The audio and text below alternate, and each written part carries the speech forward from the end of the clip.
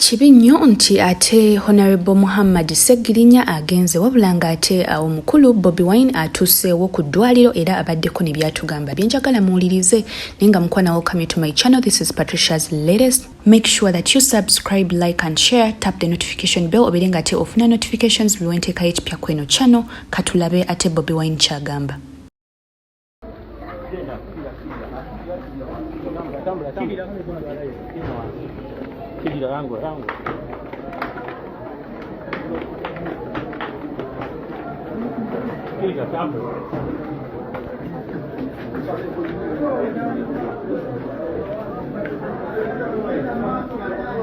Power, people power, NUP, everywhere, NUP. I greet you all, ladies and gentlemen, in the Almighty's name. I'm sure many of you have already received the terrible news. I'm here to reaffirm the terrible news that we have lost the Honorable Muhammad Ssegirinya, Member of Parliament for Kawempe North. Ssegirinya has been and will remain a comrade. We all know the circumstances that led to the chronic illness and final death of Ssegirinya. He endured prison and just used to take it for a joke until they can't take it for a joke no more. Very sadly we lost Muhammad Ssegirinya. We condole with the family. The tentative program is that we shall hold a vigil this evening beginning at 4 p.m. at the National Unity Platform headquarters. We shall spend the night there with our brother. Tomorrow, Ssegirinya will be honored in the Parliament of Uganda, and we shall also proceed in the afternoon to hold prayers for him at Mbogo Mosque. Thereafter, we take his body to his home.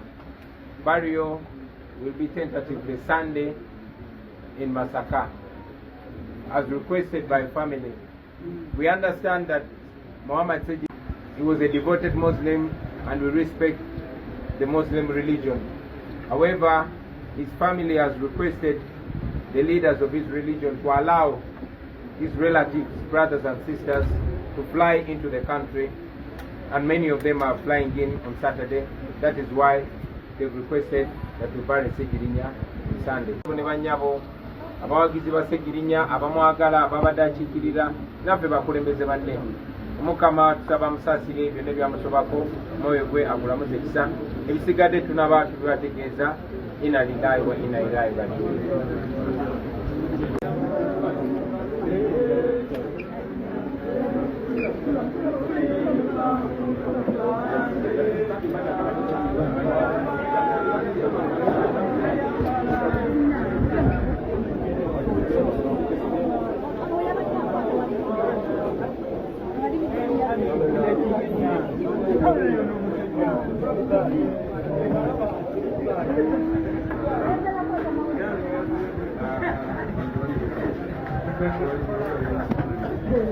Mtoto wangu.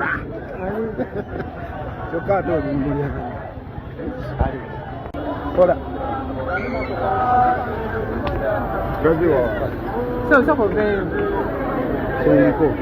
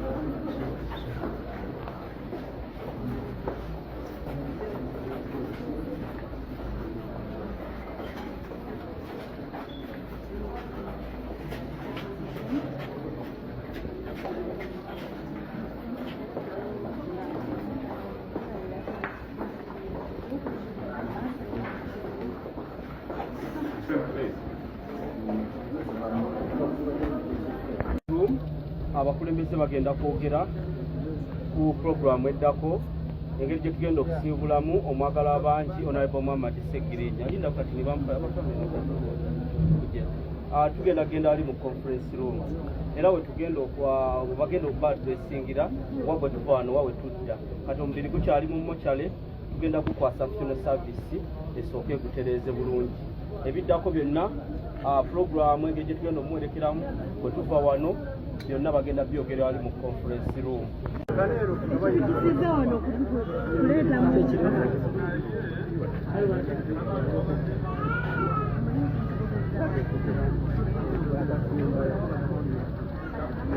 Awo bagenda okufuluma omubiri wa muganda waffe Ssegirinya.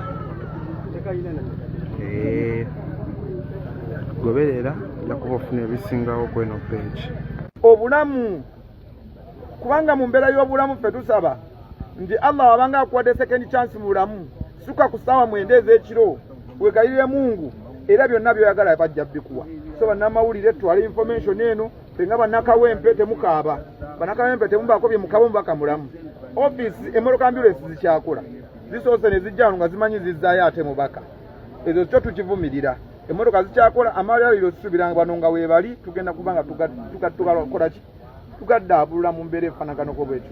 So Allah owekitiibwa Allah tumusaba obulamu amuddize kubanga wakitiibwa Allah akola ebitakoleka. أعوذ بالله من الشيطان الرجيم بسم الله الرحمن الرحيم ألم نشرح لك صدرك ووضعنا عنك وزرك. Bw'atyo ate omukulu Bobi Wine bw'abadde ku ddwaliro ly'e Lubaga okulaba munne ate Honorable Muhammad Ssegirinya naye nga mukwano nkujjukisa nti teweerabira kubanga osubscribinga olikinga n'okusharinga tappinga notification bell lwansonga buli lw'ogikwatako ofuna notifications nti waliwo ekipya kye ntaddeyo. Thank you so much for watching. Bye bye.